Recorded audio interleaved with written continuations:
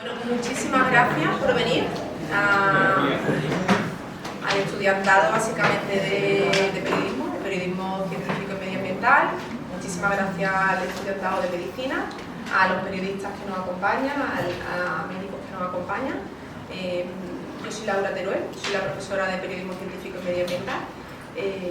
La asignatura que todos los años acoge esta iniciativa del Aula de Periodismo y Salud de la Asociación de la Prensa de Málaga y del Colegio de Médicos. Mi compañera Purificación Subiré y yo, que somos las profesoras de la asignatura, estamos muy agradecidas de la predisposición siempre del Colegio de Médicos y de la Asociación de la Prensa para año tras año acercar el conocimiento riguroso, el conocimiento científico y la profesión, tanto sanitaria como periodística, al aula. Año tras año hemos ido cambiando la temática de esta sesión, hemos abordado COVID, vacunas, salud mental el año pasado y siempre nos vamos adaptando a lo que pensamos que os puede interesar más. Y bueno, la verdad que estoy muy contenta porque el interés del alumnado es siempre estupendo, participáis mucho en las preguntas y creemos que el éxito está en que no hacemos algo meramente académico o didáctico, sino que os damos conocimiento para que en vuestra práctica profesional podáis aplicar los conocimientos que aquí recibís. Así que no me quiero extender, reitero el agradecimiento a las personas que van a participar, a Lucía Pérez Costilla, profesora de medicina, a Cano, profesor de periodismo, y a su vez ambos no solo docentes sino profesionales del ámbito que aquí nos trae, a mi compañera Rebeca, a la Asociación de la Prensa y al Colegio de Médicos, y sobre todo agradezco el interés tanto al alumnado de periodismo que es reticente a veces a asistir a cosas por ser diplomática, y al alumnado de medicina que sé que está en una etapa crucial de vuestra carrera, de una carrera preciosa, pero muy complicada que estáis ejerciendo. Así que bueno, espero que esto sirva pues, de punto de encuentro y que incluso podáis hablar y encontraros y crear sinergias para futuras actividades. Así que muchas gracias y no os robo ni minutos. Gracias a ti, Laura. Bueno, muchas gracias a vosotros, estudiantes de periodismo, estudiantes de medicina, por venir hoy a este aula de periodismo y salud. Es un espacio de divulgación científica que coordino y que puedo hacer gracias al Colegio de Médicos y a la Asociación de la Prensa de Málaga. Os explico un poco cómo surge esto y además por qué me encuentro aquí. Me encuentro como vicepresidenta segunda de la Asociación de la Prensa de Málaga, pero también soy la responsable de comunicación del Colegio de Médicos. Entonces, esta dualidad tan maravillosa me permite bueno, pues poder promover este tipo de espacios tan necesarios. Vosotros, en un futuro, si os encontráis ejerciendo periodismo sanitario, periodismo científico, bueno, pues esta asignatura es el espacio idóneo para saber cómo hacerlo. Y además, sabéis que desde la pandemia, las noticias relacionadas con ciencia y con salud, bueno, pues copan titulares que antes ni nos lo imaginábamos, ¿no? ¿Por qué el tratamiento informativo del suicidio? Pues porque durante muchísimos años, por lo menos mi generación, y yo creo que la del aula, que es más joven que yo, también lo ha vivido, incluso generaciones actuales, nos estamos dando cuenta de que durante muchos años en las facultades y en las redacciones nos decían que de suicidio no se hablaba, que como tú decías antes con el compañero de Canal Málaga, ¿no? Lo que no era un tabú, lo que no se comunica no existe, pero existe. Y además no solo existe, sino que los expertos nos están diciendo que hay que hablar de suicidio en los medios de comunicación, pero hay que saber cómo hacerlo para que esa noticia incluso pueda tener un efecto beneficioso a las personas vulnerables, pueda tener un efecto preventivo. Así lo dice también la Organización Mundial de la Salud, que dice que el papel de los medios de comunicación es fundamental como una herramienta preventiva para las personas vulnerables ante el suicidio. Si las noticias de suicidio se cuentan mal, se provoca un efecto vértigo, un efecto imitador. Lo vemos sobre todo en noticias relacionadas con muerte por suicidio de personas famosas. El viernes se cumplían 30 años del fallecimiento por suicidio del cantante de Nirvana, Kurt Cobain, que no sé si algunos de vosotros lo conocéis, pero bueno, un cantante que en mi generación, pues aquella noticia fue impactante, ¿no? Si miramos los titulares de entonces, son terroríficos, o sea, dicen todo lo contrario a las recomendaciones de la OMS. Ya en el mismo titular de la noticia te explica que ha fallecido, que se ha suicidado, cómo lo ha hecho, con qué arma, o sea, todo lo contrario a cómo se debe hacer. Sin embargo, si las noticias sobre suicidio se cuentan bien, se provoca un efecto papagénico, un efecto preventivo, que es lo que queremos conseguir hoy, que os vayáis de aquí con la sensación de que en vuestras manos tenéis el poder de contar bien las noticias sobre el suicidio y por lo tanto el poder de ayudar a otras personas vulnerables. Entonces, bueno, para ello contamos con dos expertos, con Juan Cano, con Lucía Pérez Costilla, a los que estoy muy agradecida, y muy agradecida por supuesto a Laura Teruel y a Purificación Subiré, porque siempre, bueno, me dejan ya este espacio en la Facultad de Periodismo para poder hacer un poco de divulgación científica.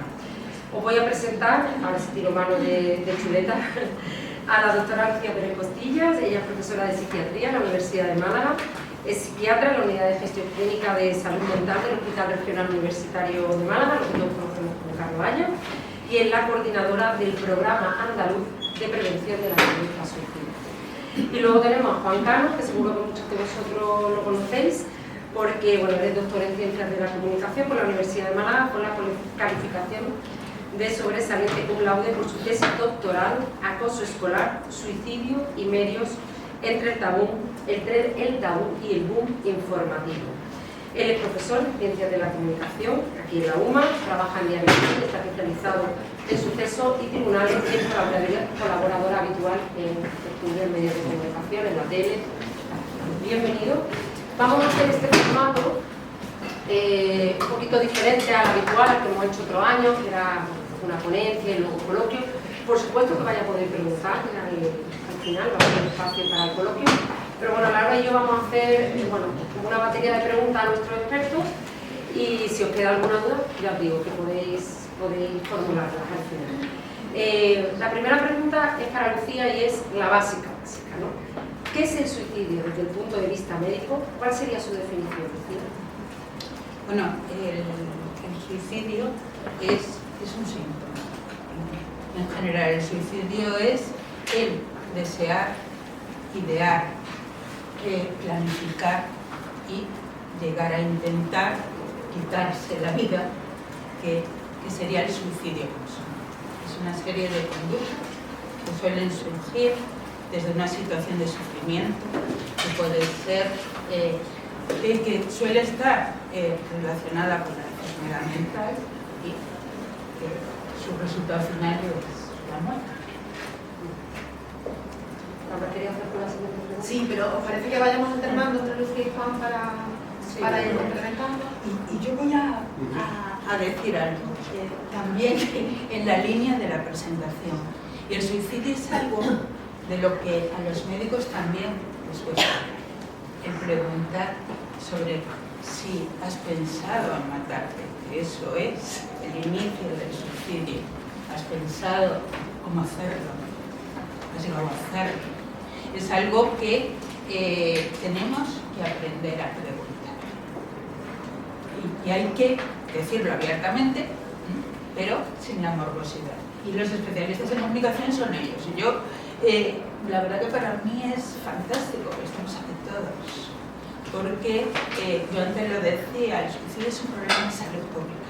Y los médicos del futuro os vais a tener que enfrentar a hablar de enfermedad y a llegar a la población, porque cada vez la medicina es más potenciación del bienestar. Y los expertos sois vosotros. Y los expertos en comunicación sois los periodistas. Entonces yo le decía a Juan, qué bien, qué contenta estoy. Porque vosotros yo espero que trabajéis así. Yo vengo de otra época y me han contado muchas cosas, pero vosotros tenéis que contar la historia como es el mundo ahora. Y el mundo es de la comunicación. Juan, como nos ha dicho Rebeca, se cumplían años de la muerte de Kurt Cobain, que de nuestra generación nos marcó muchísimo. Pero es verdad que yo no sé si esta generación lo ha oído. Y fue una de las pocas noticias de suicidio que yo recuerdo de ser pequeña. Ahora de mayor ya tengo más recuerdo muchísimas más. ¿Crees que los medios deben hablar de los suicidios de personas conocidas? A ver, la pregunta es difícil de responder porque yo podría decir que no, que hacerlo con mucha cautela, pero al final la realidad es que en el libro de estilo de cualquier periódico te van a decir que cuando el suicidio es de alguien conocido, hay que abordarlo. De hecho, es como una excepción que se establece sobre la regla del tabú, que yo creo que ahí estamos afortunadamente empezando a evolucionar, pero nos queda mucho camino por andar. Ha habido un tabú histórico en torno al suicidio, como bien estaba diciendo antes Rebeca.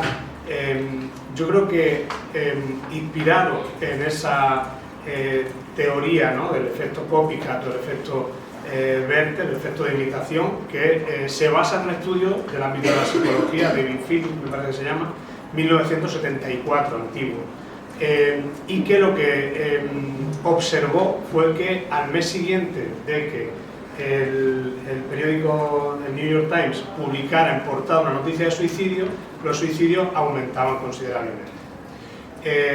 Y a partir de ahí, bueno, pues la profesión periodística de alguna manera asumió que esto era una realidad y que lo mejor era esconderla en un cajón, no abordarla, y abordarla solo en esas excepciones, una de ellas las que decía Laura.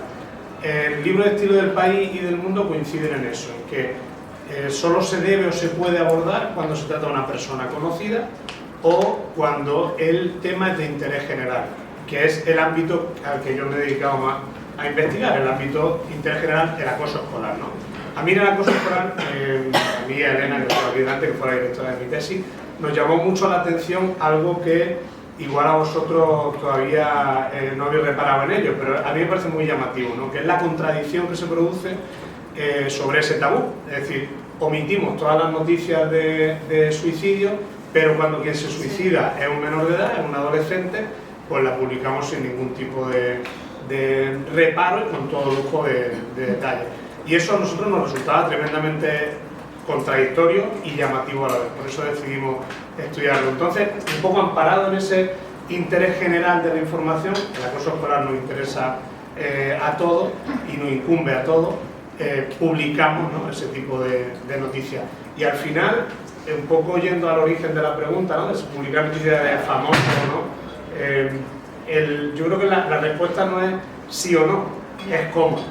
Es decir, al final, ¿se debe publicar? Sí. Lo que no se publica no existe. Nosotros en periodismo, todos los que pertenecéis a esa disciplina, sabéis que habréis oído hablar de la teoría de la agenda SETI, ¿no?, el establecimiento de agenda, que lo que viene a ser, para los que sois de medicina, es que los medios al final son un reflejo de lo que ocurre en la sociedad, pero de alguna manera también la sociedad o el discurso de los medios, o de la sociedad, perdón, se construye por lo que cuentan los medios. Y aquello de lo que los medios no se ocupan, pues directamente no existe. Y esto ha pasado con el suicidio. El suicidio, a base de ignorarse, yo estoy absolutamente convencido de que la respuesta, y de eso sabrá mucho más ella que yo, la respuesta a nivel institucional, sanitario, de recursos, no es la adecuada, porque no está en el debate, no está en la agenda pública. Ahora empieza a estarlo y empiezan a cambiar cosas. Yo veía, preparando un poco de lo que íbamos a hablar hoy, una estadística, hacía referencia a la agencia EFE, que decía que la tasa de psicólogo clínico y de psiquiatra por cada 100.000 habitantes es de la mitad respecto a la Unión Europea y llega a ser hasta un tercio menos que en algunos países de la Unión Europea, lo cual es muy revelador de cómo aquí, bueno, fue algo a lo que creo que le estamos dando la espalda. Estoy de acuerdo. Los mismos médicos hablábamos antes en el café y yo lo decía, y ahora que estamos todos juntos, que tampoco la salud mental está de moda dentro de la medicina. También a los médicos nos cuesta el abordar o el dedicarnos a esto, y también nos lo deberíamos preguntar, ¿no? Somos médicos y ¿por qué elegimos la especialidad? Fíjate que al hilo de esto, le leí una respuesta y buscando un poco discurso preventivo, ¿no?, de esto que decía antes Rebeca del efecto Copageno, le leí una respuesta a una actriz que hablaba de que es mucho más fácil, me refiero un poco a la labor de los médicos, ¿no?, que ella tenía la sensación, una actriz que había pasado una situación personal complicada y que había intentado suicidarse, y decía que era mucho más fácil empatizar con alguien que se le ha roto un brazo en un accidente o que tiene algo físico, ¿no? que realmente empatizar con alguien que está triste. Mira, hay un artículo, un artículo científico, pero que estudia la actitud ante la enfermedad mental de los estudiantes de medicina, los psicólogos, los trabajadores sociales y los enfermeros. Y a mí hubo algo, porque además es muy actual, ¿no? Una de las preguntas que hacen es ¿con qué paciente te cuesta más empatizar? Y yo luego lo veo en los residentes. ¿Qué paciente no quieren coger cuando llega la urgencia? Y es el paciente con problemas de salud mental. Y claro, yo creo que ahí, tanto a la hora de contarlo como a la hora de trabajarlo como médicos, tenemos que darle la vuelta a esto. Todos queremos ser felices. También queremos bienestar físico, pero lo queremos porque contribuye a la felicidad. Entonces yo creo que tenemos que hacer una reflexión sobre la prioridad que tenemos que dar dentro de la profesión médica a ese bienestar emocional.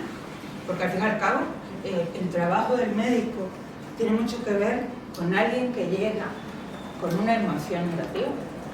Y eso lo tenemos que leer. Pero las emociones nos dan miedo a todos.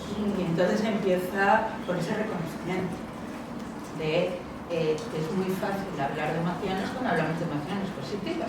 Y eso lo llenamos los titulares. Pero las emociones negativas las tenemos todos.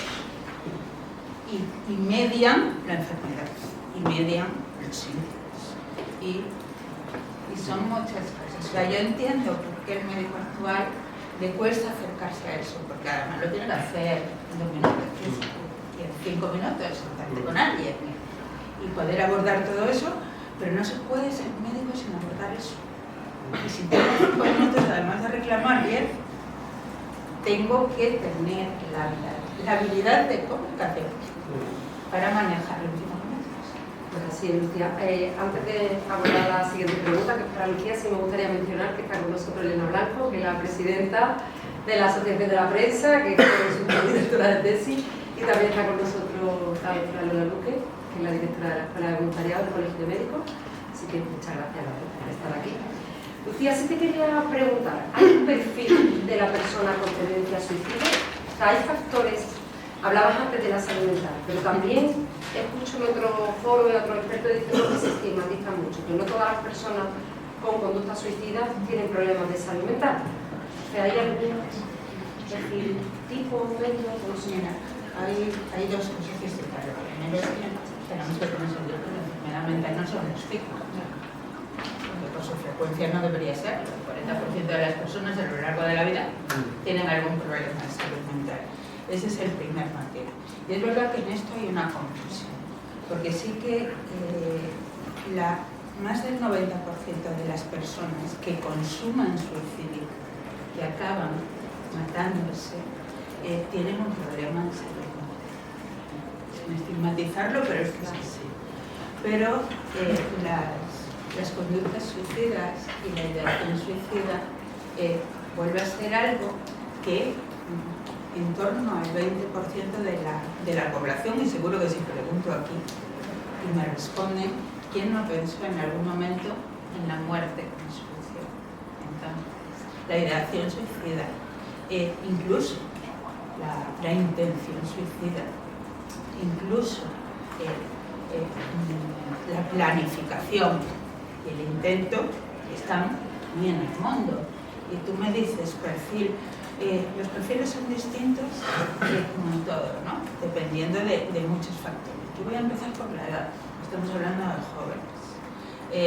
Los jóvenes, el 40% de los jóvenes, y lo sabéis mejor vosotros que nosotros, se autolesionan, o se han autolesionado.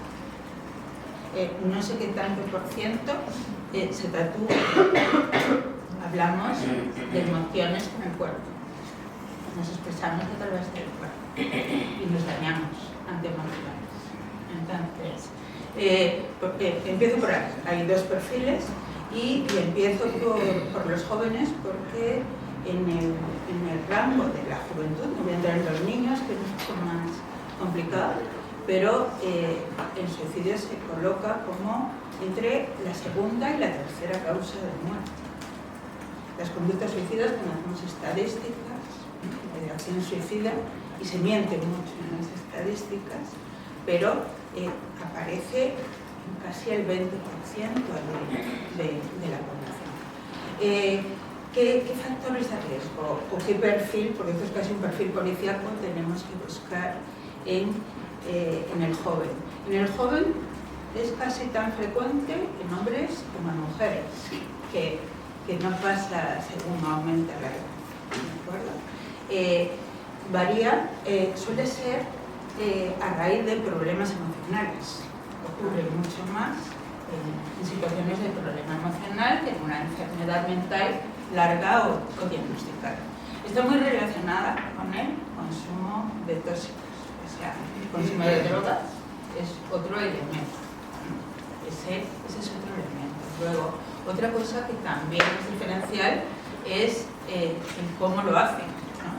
Entonces, el joven tiene numerosas tipologías.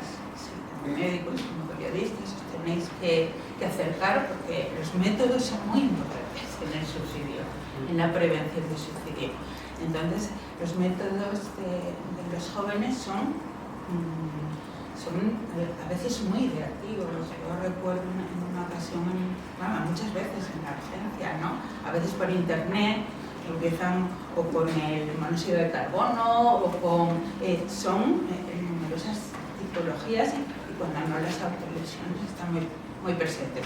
Entonces en el joven tendría eso, igual hombres que mujeres, consumo de drogas, también enfermedad mental, pero problemas emocionales, el trastornos de conducta o un cambio de conducta que hacen de manera precipitada, ¿no? Y esos son como los factores. Y luego el que entren en conductas de riesgo. Luego otra población, los que más se matan. ¿Saben? En los jóvenes de la segunda causa de muerte, los que más se matan son los mayores. Y esto tiene importancia, tiene mucha importancia. Porque la mayoría de los suicidios son en personas mayores de 65 años. Entonces digo que en sanidad estamos invirtiendo mucho dinero, ¿no? en salud, en esa franja de edad. Pero invertimos en caderas, pero la gente se mata, ¿no? El perfil ahí se suicidan más hombres, ahí sí está más relacionado con la enfermedad mental, está muy relacionado con la soledad, con la desesperanza y con algo que es muy importante que tiene que ver con todos los médicos, con la enfermedad crónica, con el dolor crónico. Y con la soledad. Y con la soledad. Entonces, ahí tenemos otro perfil. Estos son los que más se matan. Y ahora me voy a ir a la gente del medio, que son los que más lo intentan. Los que más lo intentan. Y los que más lo intentan son ese rango medio. Ese rango medio. Y aquí sí que lo intentamos más las mujeres. Intentamos más las mujeres. También la forma de hacerlo es distinta. Las mujeres utilizamos más sustancias que los hombres suelen utilizar métodos más agresivos. Y también eso depende de diferencias por género, porque todavía, por más que nos digamos, pues, somos distintos, ¿no?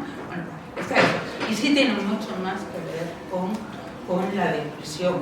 Aunque si luego nos vamos a grupos de enfermedad, pues los pacientes con psicosis tienen más riesgo de suicidio que los depresivos, pero como hay menos, pues el número son menos. Y yo creo que casi diría otra cosa más, que tiene que ver en este rango de edad, es importante con la profesión, con la profesión, ya lo digo, porque los sanitarios somos personas de riesgo. Somos personas de riesgo y bueno, yo lo he visto en la facultad, tanto entre los que el profesorado como entre los alumnos. ¿Por qué somos personas de riesgo? creo que tenemos que hacerlo. Es decir, entonces somos nosotros, la policía. Entonces, fijaros, yo muchas veces digo que acercarse al suicidio no es solo pensar, es ponerse a pensar y lógicamente el suicidio es todo un camino desde la ideación hasta el suicidio consumado. El control de métodos es algo fundamental. Yo creo que los periodistas tenéis que entrar, porque es una de las medidas preventivas más eficaces. Tiene que ver con que tengo que hacerlo, y si lo estoy precisando y no tengo cómo hacerlo, pues tengo menos posibilidad. Y esto es importante. Bueno, y yo aquí tomo pelota. Estoy aprendiendo como las que más. Nunca me he planteado una serie de cosas, la verdad, estoy aquí escuchando y aprendiendo a la vez. Mira, si me permite, por aportar un dato que igual tú puedes desarrollar más, lo que he leído es que hay varios estudios del ámbito de la psicología que vinculan más el efecto Werther, el efecto de imitación, a los tramos de edad más jóvenes. Claro. Y tiene que ver con lo que tú decías antes de los suicidios de los famosos. Se planteaban si incluso algunos de esos suicidios que se producen después de que se den noticias de que alguien famoso se ha quitado la vida, tenían más que ver con lo que representaba esa persona para ellos que realmente con el modo de difundirlo o cómo se contó la historia. Porque algunas de esas figuras para ellos eran como el centro de su vida, el fenómeno fan. Pero yo no sé si a mí os pillan un poco muy jóvenes, pero Amy Winehouse. Claro. Entonces, yo creo que yo cuando la sigo escuchando para que me entre en marcha, digo, ¿esto cómo puede ser? Y yo creo que también ahí tenemos mucho que avanzar y lo tenemos que hacer. Porque la respuesta no la damos. ¿Cómo se les comunica a los jóvenes? Tenemos que pensar entre todos. Porque yo he empezado diciendo eso, ellos comunican con el cuerpo, hablan de otra manera, la comunicación va más rápida. Lo que pasa es que también te voy a decir una cosa, y esto es, los que estáis en periodismo, al final, el fracaso de la sociedad en este ámbito y en muchos otros va a ser culpa vuestra, es decir, va a ser culpa de la prensa. El disparar mensajero es lo más fácil que hay en el mundo y no se está... hacemos charlas, ¿no?, pensando en el enfoque de los periodistas y de los medios sobre el suicidio, pero no nos planteamos hacer o investigar cómo influyen, por ejemplo, las redes sociales en reproducir patrones de comportamiento. Yo creo que tienen un papel mucho más destacado que una noticia de un periódico, por ejemplo, en los jóvenes. Me contaba alguien especializado en este ámbito no hace mucho que el modo en que, por ejemplo, algunas redes sociales, no voy a decir tal cual, reproducen el contenido, acaban provocando ideas suicidas, sobre todo en la gente más joven. ¿A qué me refiero? Si tú ves en Instagram o en TikTok vídeos de humor, te empiezan a salir vídeos de humor.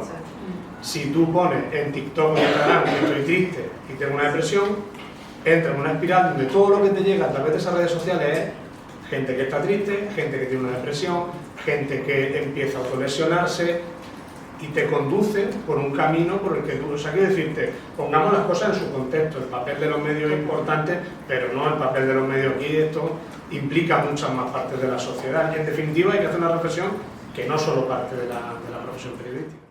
Tienes razón. A mí me cuesta diferenciar, porque yo creo que también tenéis mucho que ver los periodistas en comunicación, que digo en las redes sociales. No sé hasta qué también punto tenemos soy que redes denunciar sociales. esto No, y en contar esto. Y también soy redes sociales, Claro, ¿no? Porque eso. lo manejáis mucho mejor que nosotros. Entonces, Sí, pero también lo digo para que se vayan Sí, acostumbrando. sobre todo, pienso también en un mundo ideal en el que las empresas que están detrás de las redes sociales, si ocurre Meta o... Meta ha empezado a aplicar... Sí, Meta ahora está, pero a raíz de casos concretos en los que se ha visto, oye, pues la tecnología que avanza tantísimo, si el algoritmo te está llevando... Están empezando a estudiar. Claro, en vez de que el algoritmo te lleve a Sí. autolesionarte, a ideas y tal, que te lleve a todo lo contrario, a contenido. Están estudiando precisamente eso y están intentando desarrollar, utilizando la inteligencia artificial, herramientas para que el algoritmo, la aplicación detecte que vas por un camino que te puede llevar al suicidio. Pues aquí estamos trabajando en el Centro de Investigaciones Sociológicas de Andalucía, en ese tema. Entonces, precisamente buscan esos algoritmos, porque la inteligencia artificial te permite eso, el conseguir información solicitada. Trabajamos con información solicitada y no solicitada, que es esta que capturamos de las redes sociales. Yo no he pedido esa información. Claro, pero... Basta que veas para un momento en un vídeo para que ya solo te llegue eso. Claro, segundo más de la cuenta ya el algoritmo se está trabajando. Claro, de hecho, uno de los planes que tenemos en salud es el crear un mapa de puntos calientes, de manera que si vamos reflejando tanto las conductas a nivel sanitario como los suicidios consumados, como hacemos esta recopilación de datos, bueno, que no podemos decir nada, pero sí que se pueden enviar alertas sanitarias que hagan que el médico, si tiene un depresivo en la consulta, pueda preguntar, o alguien, porque el mayor factor de riesgo de la conducta suicida es el haber tenido un intento de suicidio previamente. Todo eso se tiene que lograr utilizar. Sobre todo porque como periodistas nos gustaría que los medios fueran mucho más importantes y que los periodistas fueran muchísimo más importantes, pero cuánta gente se informa a través de otros medios. Entonces, nos podemos echar la culpa del universo sobre nuestras espaldas, pero luego los índices de lectura de prensa no son tan altos, desgraciadamente, ojalá lo fuera. Y en ese perfil de edad menos todavía. Podríamos hacer mucho bien. Y lo que leen es a través de las redes No es a través de sociales. medios, no es lo mismo meterse en TikTok para ver vídeos que leerse el Diario Sur o ver la televisión española, ¿no? Juan, ¿crees que las noticias que hay sobre el suicidio, porque yo tenía aquí anotado algunos nombres, ¿verdad? Amy Winehouse, pero a lo mejor recordaréis el caso de Verónica Forqué, o sea, ha habido suicidios conocidos de personas públicas últimamente. ¿Crees que las noticias, cuando abordan esta temática, es ya sobre un caso consumado o que hay información de prevención y... Pues, que puede ser disuasoria o divulgativa o solo es lamentar una pérdida? Yo creo que venimos de una época donde solamente se abordaban los casos concretos y estamos entrando en una época, quiero pensar que estamos entrando en una época donde el suicidio se está abordando desde otro punto de vista, no tanto de la casuística o de la persona famosa. Yo llevo unos 20 y pico años en la profesión y yo de alguna manera sí he sido testigo de esa evolución.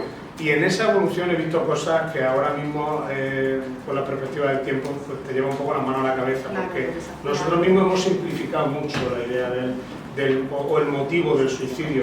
Yo, fíjate, recuerdo la primera vez, desde que yo entré en el periódico, que fue en el año 2000, la primera vez que hablamos de suicidio fue en 2008, con motivo de la crisis de Lehman Brothers, y el contexto era suicidio por desahucio. O sea, era como que ahora te desahucian y te quitan la vida, ¿no? Mire usted, eso no funciona así. Tiene muchas más explicaciones y no se puede abordar de una forma tan simplista. Y lo mismo pasa con el acoso escolar. Muchas veces le ponemos solo el acento ahí y detrás hay muchas más causas sobre las que hay que abordar, que hay que profundizar. Ya te digo, yo creo que se está entrando en una época donde se aborda más la casuística, se recurre más a expertos, los periodistas empiezan a tener otra sensibilidad sobre eso. Pero yo que estoy vivo dentro de una redacción, sí que creo que hace falta otra evolución. Seguramente esa evolución empieza por aquí, empieza por la universidad, empieza por los que vayan a salir a ejercer la profesión ahora. Y bueno, nosotros además hemos trabajado en la tesis en una especie de decálogo que es absolutamente mejorable, pero sí que, como es un tema incómodo, porque es un tema difícil de abordar cuando estás en una redacción, al final lo fácil es no hacerlo. Es decir, lo que es difícil es mejor aparcarlo ahí e ignorarlo, ¿no? Entonces, es igual en medicina.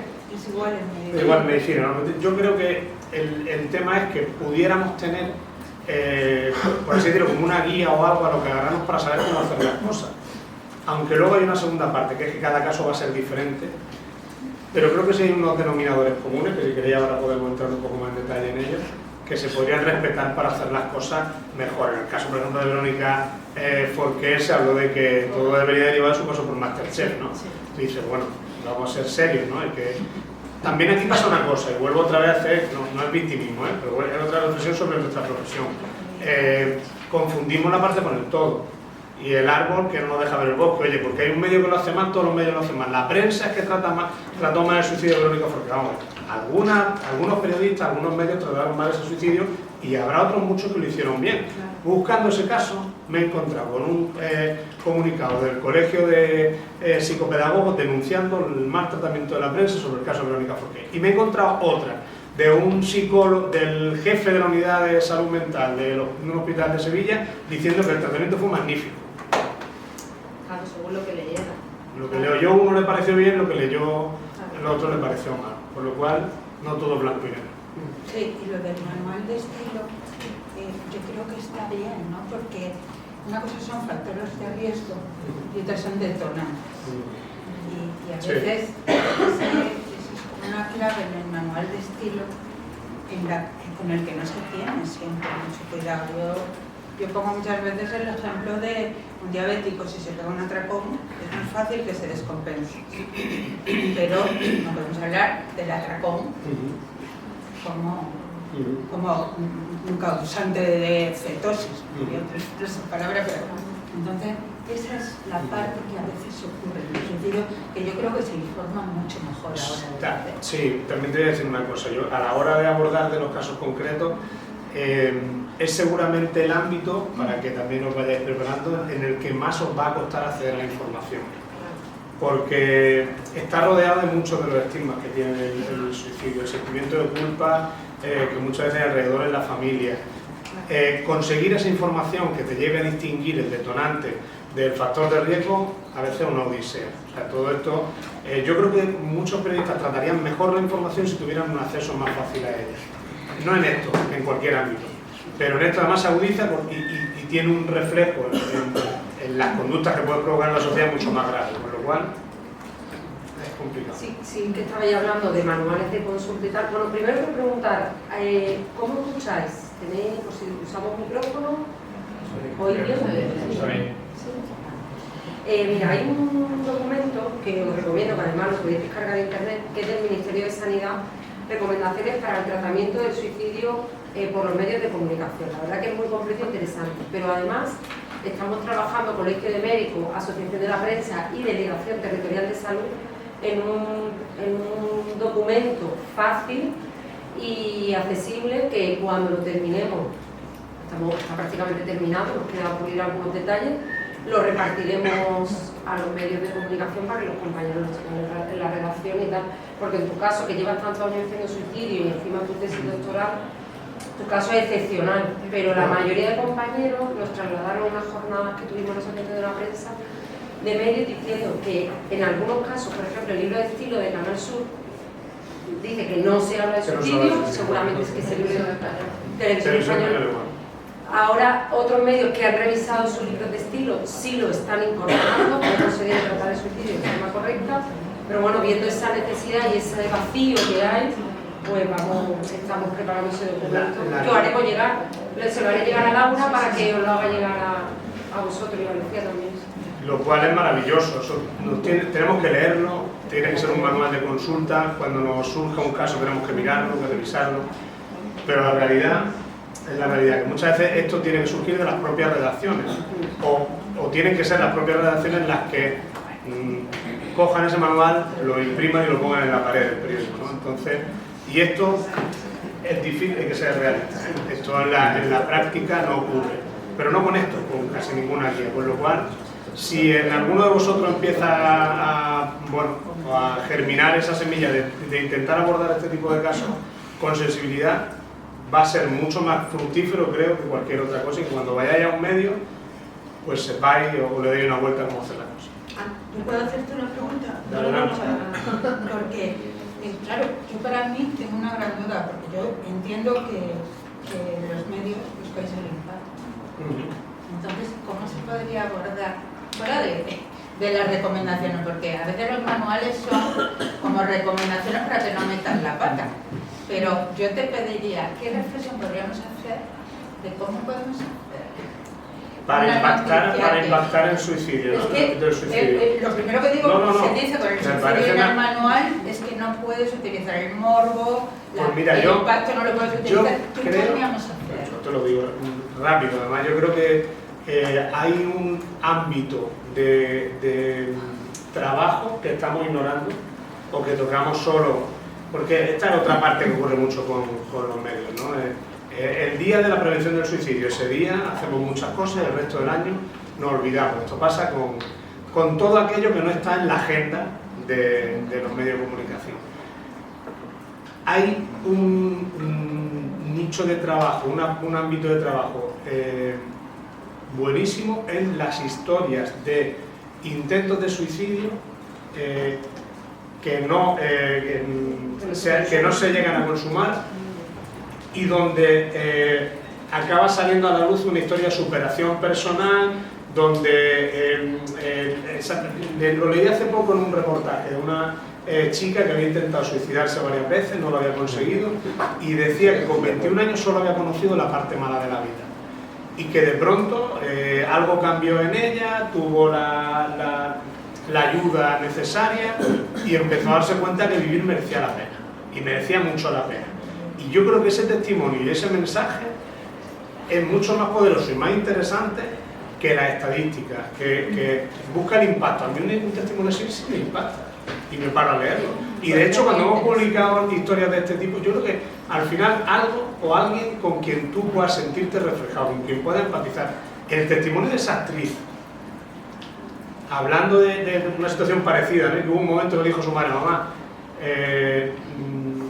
quería un momento de paz y me he intentado suicidar, y con 21 años ingresó en un centro psiquiátrico y aprendió luego que la vida podía ser de otra manera. Es mucho más potente y mucho más eficaz que dar 20 noticias de que alguien se quita la vida. A lo mejor será porque estoy entrando en otra edad o por lo que sea, pero sí que a mí hay algo que me está pasando en mi trabajo. Yo toco muchos temas de sucesos en tribunales y muchas de las noticias lo son porque lo son y porque son impactantes y no son agradables, y soy el último al que le gusta darlas y me gustaría que eso no ocurriera. Pero ocurre y lo tengo que contar. Pero sí que me pregunto cada vez más, ¿para qué? ¿Para qué? Es decir, cuando vas a dar una historia, ¿para qué? ¿Con qué finalidad? ¿Qué puedes añadir a esa historia que pueda hacer un beneficio a la sociedad? Es decir, hay veces que cuesta incluir 2 párrafos más. Entonces, cuesta incluir una pastilla, una fichita con líneas de ayuda, con recursos, cuesta muy poco. Lo que cuesta es pensar. Muchas veces estamos instalados en tales rutinas y en tal vorágine de prisa, y más en los periódicos, que no nos paramos a ¿para qué? Este tema que aporta.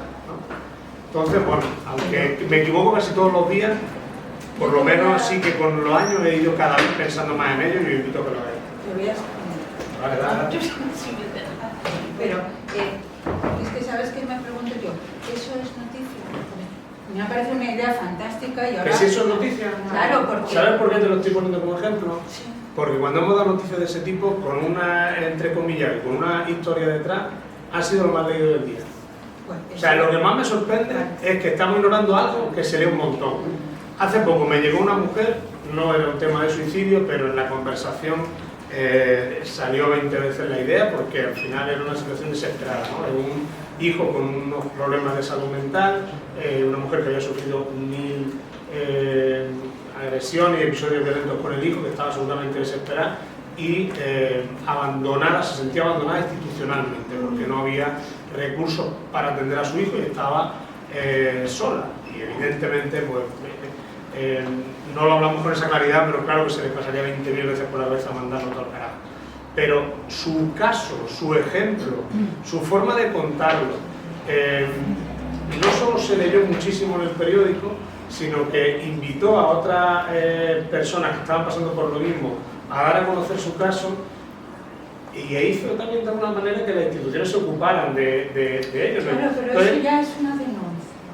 Bueno, yo te pues, estaba intentando, porque muchas veces eso... Sí, pero yo el tema de la denuncia te lo he puesto como ejemplo del poder que tiene un testimonio. Sí, pero, claro. Y de lo que se lee y de lo que impacta un testimonio, que Sí, somos, yo estoy de acuerdo, que a veces no somos conscientes de eso. Yo creo que hay, en depresión ahora hay muchos, ¿no? Hay muchos famosos que han entrado en eso, y es muy positivo.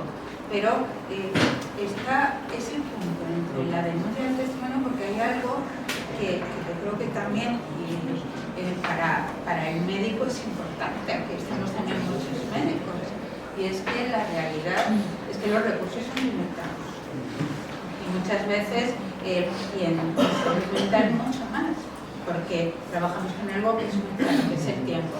Entonces, en el intermedio que llegáramos a esa cultura del bienestar, estamos muy lejos de llegar, que no hay ningún país que la tenga. Nosotros estamos mucho que estamos. Entonces tenemos que hacer esa denuncia.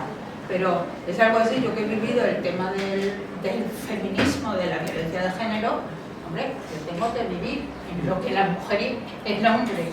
Pasamos a estar en otro momento, ¿cómo vivimos en medio? Y ahí voy, que el salto del problema a la denuncia, sí, que haga en medio. Lo que yo visibilizar creo que es la receta, y estamos en el momento de ello. ¿Por qué? Porque si yo llego hace 10 años a mi redacción y cuento que tengo un testimonio de alguien que intenta quitarse la vida, que no lo ha conseguido y que después de pasar por 1000 vicisitudes se ha dado cuenta que la vida es maravillosa y que no era el camino, yo ese reportaje no lo hubiera publicado. Ahora sí, porque la palabra suicidio en el titular directamente me lo han dicho no. Y ahora sí. Ahora es el momento donde de alguna manera le estamos perdiendo el miedo, los periodistas, a hablar del suicidio. Es decir, ha sido un tabú instalado de tal forma, es que no me imagináis. O sea, yo es que recuerdo el primer día que tuve un caso de eso no. Es que lo dijo la Organización Mundial de la Salud, que luego se tuvo que retractar. Sí. Antes iba a decir, no sé por dónde íbamos, pero quería apuntar sobre todo para el estudiantado de medicina. Las noticias sobre salud mental, sobre todo pueden ir en temas de salud, pero también pueden ir en partes de sociedad. Yo sé que al estudiantado de periodismo esto ya se lo sabe, pero nuestra recomendación, seguro que Rebeca está de acuerdo, es que leáis a periodistas especializados, porque si pensamos, por ejemplo, en temas de salud mental vinculados, sobre todo se me ocurren con personajes famosos, que hay muchos, no es lo mismo si la leéis o si la veis en el Sálvame o Así es la vida, o como se llama el programa que hay ahora por las tardes de Telecinco, que si consultáis un periodista especializado en salud que cubra el tema. Entonces a veces pagan justos por pecadores. Si queréis que nos ceñamos al suicidio o con la salud mental en general, pues, se me ocurre, como hemos dicho, el caso de Verónica Forqué, si leéis un reportaje, una noticia, o la escucháis de alguien que se dedique a cubrir temas relacionados con suceso, en un medio especializado o alguien de la trayectoria de Juan, vais a tener la información que necesitáis, pero cuando eso se estira y es necesario llenar un programa que dura 3 horas y hacer un especial, pues ya se desvirtúa. Entonces yo ahí, ojalá todo el mundo se pasara el día consumiendo medios de comunicación, pero no es así. Y mucha de la gente que lo consume se centra en eso. Entonces tenemos una visión de qué malos son los periodistas que más se informan de un tema, porque claro, si tú ves el Sálvame, que hoy te hablan ¿cómo se llama el programa? Que no me acuerdo. Del suicidio de esta señora, ahora del juicio que hay en Tailandia por el hijo de Rodolfo Sancho, mañana te hablaban del COVID y te hablan del cambio climático, claro, que información que tengamos. Evidentemente yo tengo que barrer para casa. Sí. Como periodista y como ciudadana, y decir que hay que consumir periodismo especializado, que tan mal no lo hacen. De todas formas, es que nosotros podemos venir aquí y contar cómo debe ser el mundo, ¿no? Y luego tenemos que salir al mundo. Y a mí me da un poco de vértigo siempre venir aquí a contaros fantasía y que luego lleguéis a la realidad y digáis que vino a contarnos, ¿no? A la facultad. ¿Por qué? ¿A qué me refiero? Los que estáis en periodismo y lleváis ya, desde primero de carrera, están hablando del aula doble, ¿no? Del dónde, del cómo, ¿no?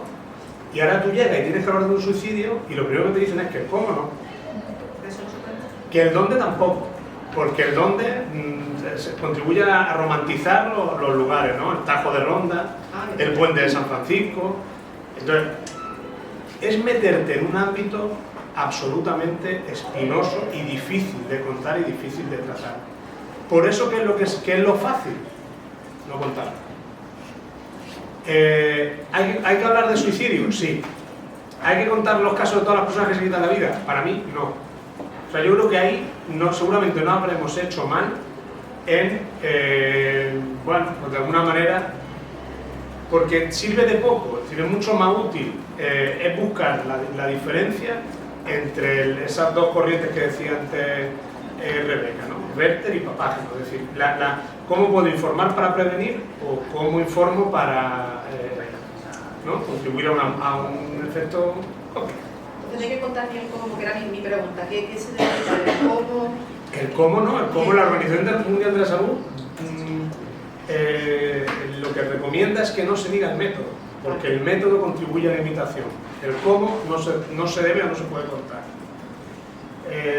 Si al final es que es muy difícil, o sea, lo primero que tenemos que aprender nosotros en nuestra profesión es que no debemos gustar de información al lector, ¿no? Y que debemos de contar las cosas como son y que el lector saque sus conclusiones. Esa es una de las bases de nuestro trabajo en el periodismo. Y ahora de pronto hay un ámbito donde las cosas no son así, o no son tan así. Hay que hacerlas de otro modo, con lo cual es muy difícil. Una cosa que me pasó a mí en mi propia redacción fue, oye, hay que hablar de suicidio.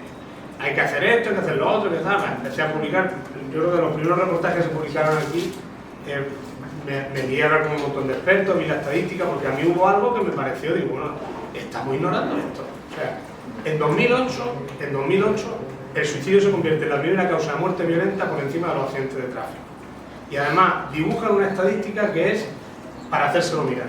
Es decir, el suicidio se mantiene estable por encima de los 3.400 casos, ahora estamos en 3.900, o sea, 11 personas al día. Los accidentes de tráfico venían de esa cifra y están en 1 millar, ¿vale? Venían de esa cifra, venían de 4.000 al año en España y están en 1 millar. ¿Qué ha pasado? Campañas de concienciación, carne por puntos, radares, inversión en reducir los accidentes de tráfico. Los accidentes de tráfico caen. Las políticas públicas de prevención son eficaces. El suicidio ignorado por todo, por las administraciones, por los políticos, por los periodistas, por todo el mundo. Sigue subiendo. Y yo me acuerdo cuando hicimos el primer reportaje y vimos que la primera causa de muerte violenta, que en 2008 cambiaba esa tendencia, hay que hablar de suicidio. Vale, vamos a contar los casos de suicidio. Es que al final es muy complicado, porque en el momento que tú abres de alguna manera ese ámbito en tu redacción, cuando hay alguien que se suicida en un lugar público, lo primero que te dicen, bueno, hay que darnos, necesitas tú que hablar de suicidio, ya, pero es que no hay que hablar de suicidio así. Hay que quitarle todo esto a la información. Entonces, ¿qué contamos? Claro, pero es que poneros en esa piel, ¿eh? Es decir, para hacer un debate real y para hablar de la verdad de lo que pasa, poneros en esa tesitura.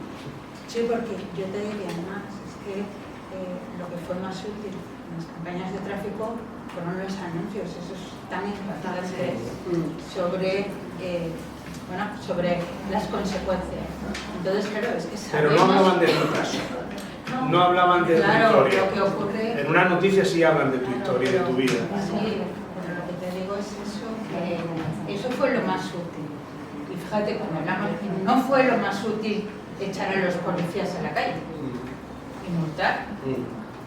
Entonces, ¿cómo lo hacemos en el suicidio? Porque en el suicidio lo intentamos hacer, vamos a tener más sanitarios, pero tampoco eso va a funcionar. ¿Entiendes? Se me ocurre, Lucía. Un tema que se podría abordar muy bien en el medio es explicar un reportaje sobre cómo ayudar a una persona que tiene conductas suicidas. Es decir, estos son los signos y qué puedo hacer. Porque ya no es solo acudir siempre al médico, como tú dices, los recursos son limitados, de salud mental más. Pero seguramente las personas del entorno podemos ayudar, o incluso en esa información se puede aportar asociaciones de pacientes que te pueden ayudar, teléfonos, que hay un teléfono de prevención de suicidio, no sé qué tal funciona. Pero a la hora de redactar o de escribir un reportaje, ¿cuáles son los síntomas de alerta de que una persona tiene ideas o conductas suicidas y cómo se le puede ayudar? Mira, el 50% de las personas que se han suicidado lo han comunicado. Muchas veces estamos buscando la señal hiperclara. Entonces, muchas veces no es eso. Yo creo que el verdadero mensaje es, si te hablan de muerte, sigue la conversación. Porque esa es la primera intervención. No hay una intervención psicológica súper específica en el suicidio. Hay que ganar tiempo. Hay que ganar tiempo para... y luego, muchas veces es intervenir sobre la soledad. Que esa no es una intervención sanitaria. Hay que ganar tiempo aquí, sí. Algo hay que decir es eso. Si alguien empieza a lanzarte mensajes de que está pensando en la muerte, de que se quiere matar, si le ves que empieza a regalar cosas, si le ves que empieza a dañarse, si le ves realmente deprimido, que está triste, pregúntale hasta qué punto, cómo ves la vida. ¿Quieres seguir viviendo? ¿Por qué intentamos la mayoría de las personas, cuando una persona, sobre todo pues, se me ocurre gente mayor, ay, yo no tengo ganas de seguir viviendo? Y la mayoría de las reacciones, pero qué tonterías dices, y cortamos. ¿No? ¿Por qué nos pasa eso a las personas? ¿Por qué no queremos seguir esa conversación incómoda? Fíjate, yo seguro que hay muchas más respuestas, ¿no? Pero creo que te la puedes dar tú misma, nos da miedo. ¿A quién? Vivimos en una sociedad que va muy rápido y el mito con la lotería se resuelve mucho mejor esa conversación que una sobre una desgracia. Antes hablaba él de cómo la culpa que yo siento de que alguien me habla de soledad o de que se quiere matar y no me quedo allí. No, le doy la espalda, ya. Pero yo creo que damos la espalda y ahora mismo vivimos en una sociedad que no se para. No habrá pasado 1000 veces, ¿no? Ir por la calle y ver a alguien llorando y con el móvil. ¿O qué piensas cuando... Esta es otra cosa que es muy grave. ¿Qué piensas cuando alguien te dice o ha intentado varias veces matarse? Pues si no lo ha conseguido, es que no quiere. Ahora le ponemos nombre a todas esas cosas, claro. personas Entonces, tóxicas y tal. claro. Son modos de darle la espalda. Claro, y con lo cual es que realmente si yo me siento mal, pido ayuda. Pido ayuda y entonces no puedo decir que es una manipulación. Decía un profesor estadounidense que no se hizo famoso por profesor, sino porque intentó suicidarse 10 veces. La entrevista la publicó la publicó el Confidencial y era muy llamativa, hablando de esto, ¿no? Del efecto preventivo. Y decía que lo había intentado 10 veces, no lo había conseguido y ahora te contaba, en una especie de ensayo que había escrito, se ha hecho famoso por ese ensayo, te contaba por qué no hay que hacerlo. Es decir, cómo, y hablaba incluso de que él se sentía, que empezó a sentir ideas suicidas con 3 años. O sea, una cosa que era con lo que tenía siempre en su cabeza y no sé. Pero bueno, cuando le preguntaban, ahora que tu discurso es otro, ¿no? Que está contando las cosas buenas que tiene la vida y por qué no hay que suicidarse, ¿qué recomienda? Y decía eso, decía charlar,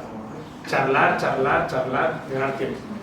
Si tienes a alguien cerca que percibas que pueda estar pasando por un mal momento, que habla, déjalo que hable, que se desahogue. Ahí los médicos, los periodistas también, pero los médicos tenían un papel fundamental. Yo, antes cuando estabas tú diciendo... La sociedad en general, sí. Pero cuando decías tú lo de que... Sí, pero...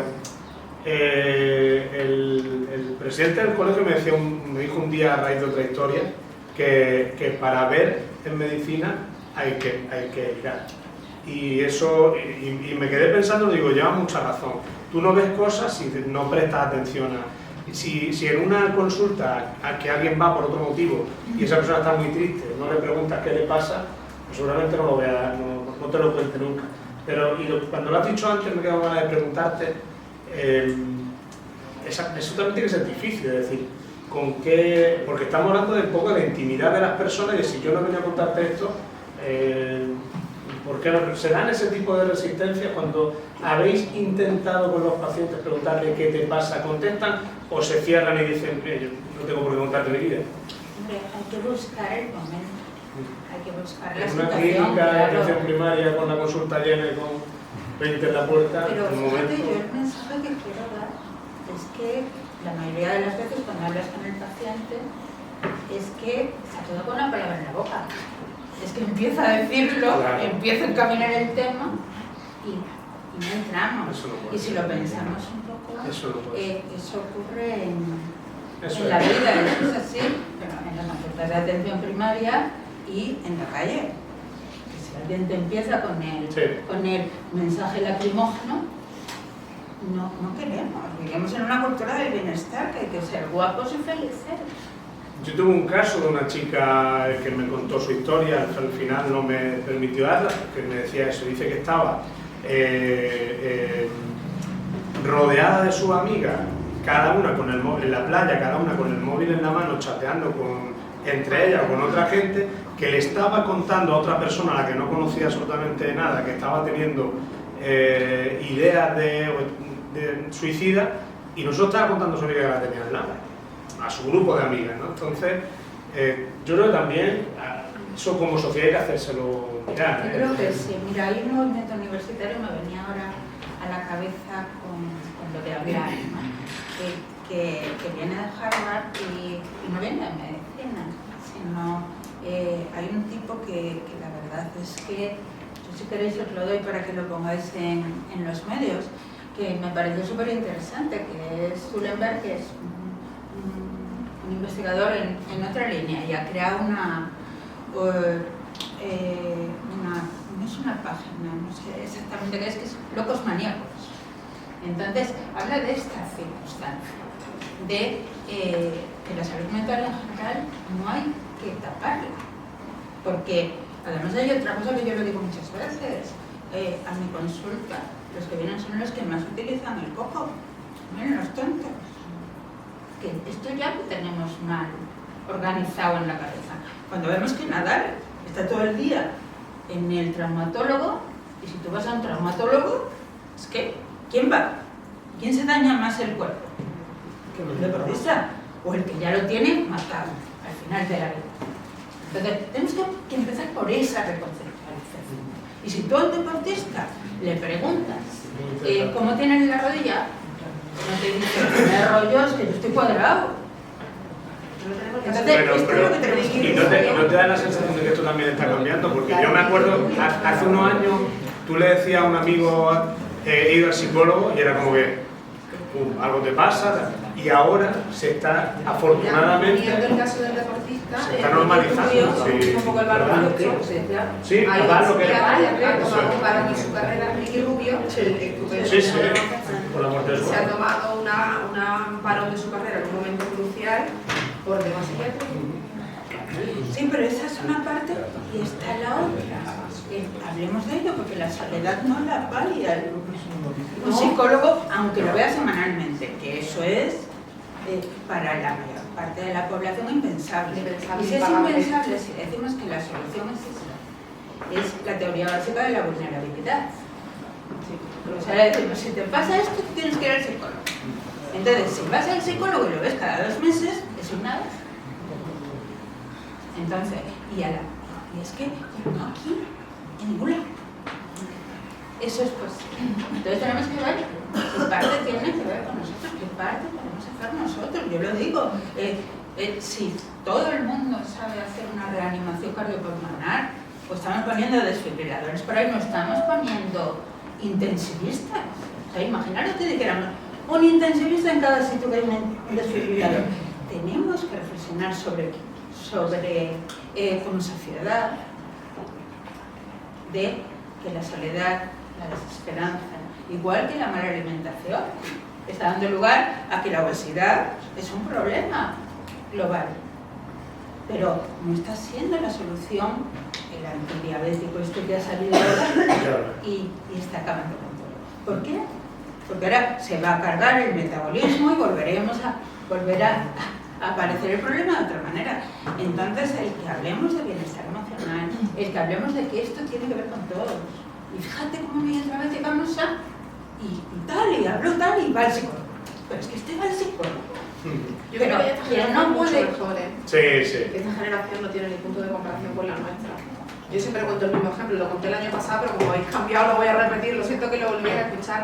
Hace como 10 o 15 años yo hacía en clase una exposición oral y mi grupo de estudiantes vinieron por separado 3 o 4 a decirme que se ponían muy nerviosas, que no podían hablar, que les creaba mucha ansiedad. Entonces yo les busqué una alternativa, pero en clase lo quise decir. Dije, mirad, algunos compañeros, compañeras me han dicho que no quieren hacer la exposición oral porque les produce mucha ansiedad, mucho nerviosismo, y les voy a buscar una forma alternativa de evaluación, pero la verdad es que os recomendaría a todas las personas que estéis estudiando periodismo y no matemáticas, que vuestro trabajo va a ser hablar en público o en privado con gente desconocida, tal vez deberíais ir a un psicólogo que os ayudará a vencer esa nervio. Y la gente se rió. Y dije, qué gracioso, o sea, ¿he dicho algo gracioso? Hoy sé que lo digo y no se reiría nadie. Pero hace 10 años. Pero yo creo que, como decía Lucía, ¿no? Es verdad que se ha roto ese estigma de si voy al psicólogo o incluso al psiquiatra, que cuesta más contarlo, pero se cuenta, pero que muchas veces no es necesario llegar a ese punto. Es que nos falta hablar, y no lo digo solo por esta generación, en la nuestra, todas, es hablar entre nosotros. Si ve a un compañero, un amigo, un familiar que lo está pasando mal, decirle, vete al psicólogo, o sea, vete al psicólogo, pero ¿qué puedo hacer por ti? ¿Qué puedo? Yo te lo agradezco, porque yo es hablar. Es que antes de llegar tenemos mucho que hacer, porque la mayoría de esas personas, si tuvieran ese entorno beneficioso, no necesitaríamos. El psicólogo te da estrategias muchas veces, porque seguro que de aquí habéis ido al psicólogo. Yo estoy todo el día con ellos, pero habéis ido, y cuando vas al psicólogo, ¿cuáles son las intervenciones? Hagamos una reflexión.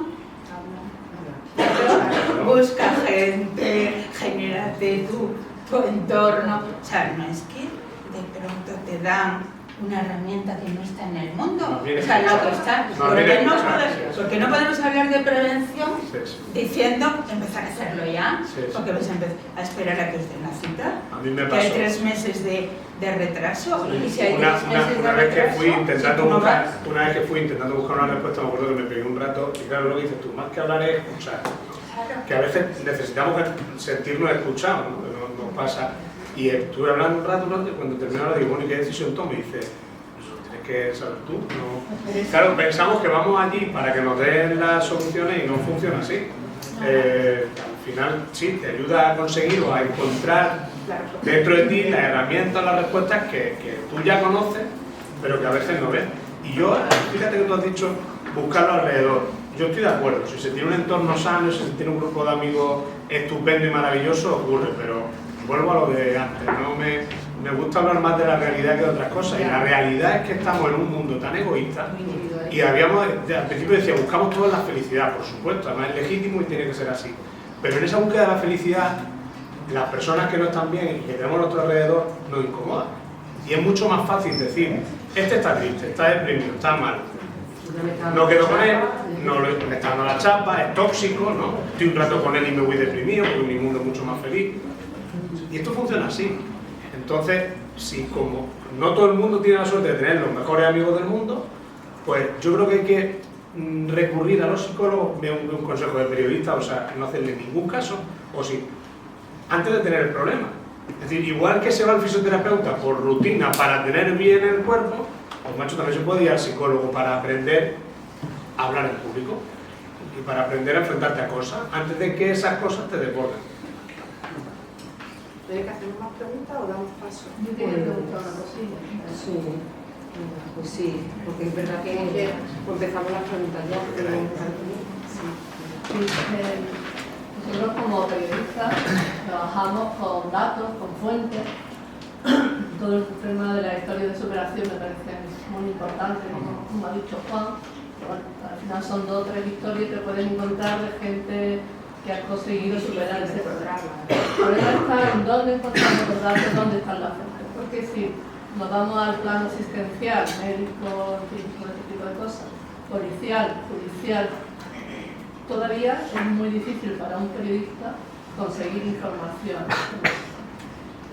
Yo creo que ahí... Ya te digo yo que sí. Ya te digo yo que sí.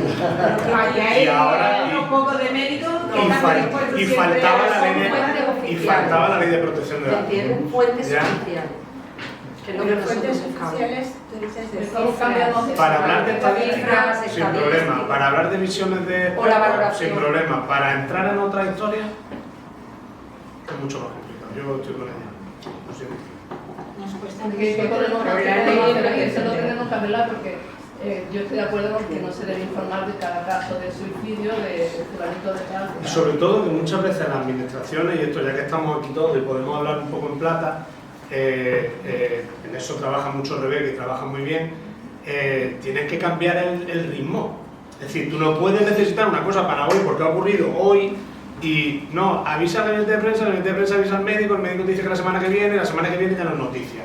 Hoy, y en eso tenemos un problema. Estoy de acuerdo porque Rebeca me conoce, sabe que estoy cansada. No, sí, vamos a ver el último, vamos, Pero he dicho que es una honrosa excepción, claro, pero que la realidad es... te cuesta, porque no las sabe, administraciones y el Yo colegio de médicos también una no administración. estoy entendiendo a qué información en concreto. Todavía no he terminado de... Claro, yo creo que sí.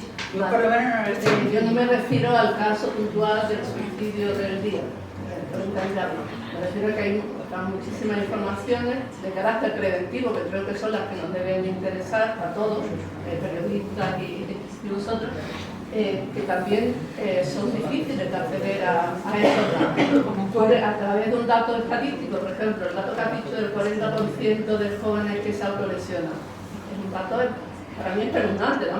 Me he quedado, pero a partir de ese dato tú puedes hablar con especialistas, tú como periodista hablar con especialistas que te digan, bueno, pues cómo prevenir eso, cómo detectar esas conductas, y con eso montar una información, una noticia, un reportaje, en fin, lo que Pero queramos. esos son datos científicos, lo que No, te he o dicho sea, yo, que no son estadísticas. Bueno, quiero que ese tipo de datos también son difíciles de acceder a ellos.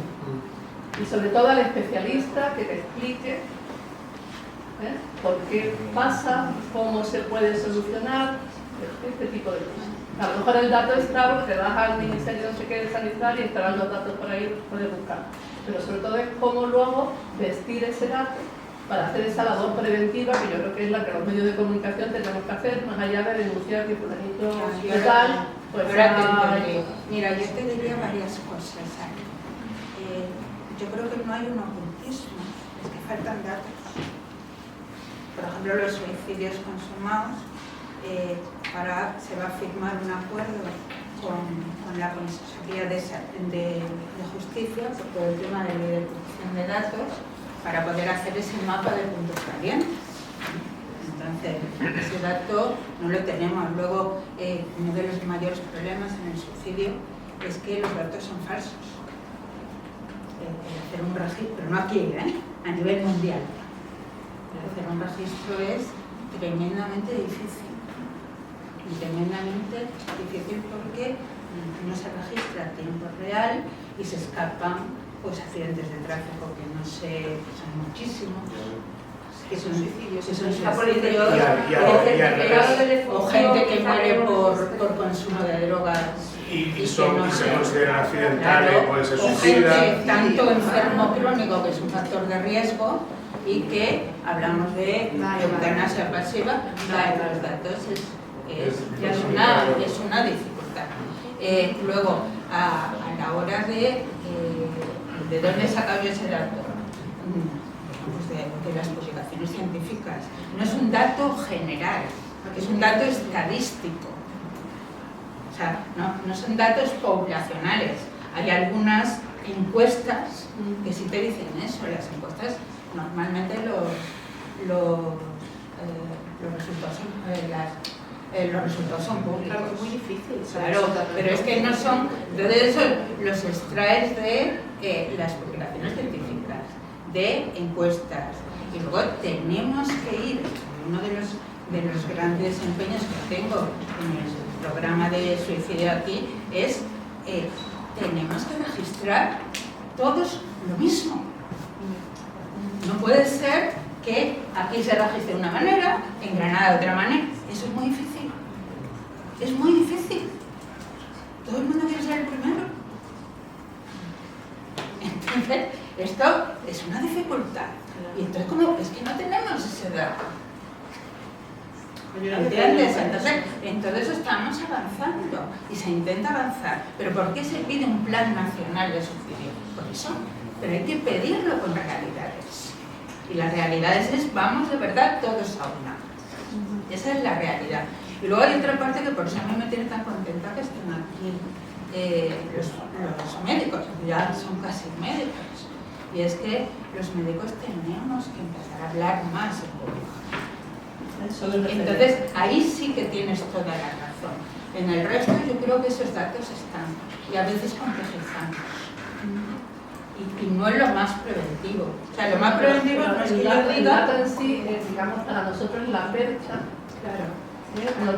noticiosa, a partir de la cual construimos la historia. Sí, pero bueno, Estamos esos llamando la datos, atención, que ya te digo, si tú hablas con un Lo que me profesional... preocupa es el médico, el que se resiste a explicar al medio. Yo creo que nosotros, porque acaban de quitar la asignatura de comunicación en medicina. Acaban de quitarla. Que en el nuevo plan de estudios, y tú dices, ¿esto cómo se come? Pero yo creo que tenemos que ir ahí juntos. Pero no pensar que los unos nos ocultamos a los otros. No, es que tenemos que hacer un plan como...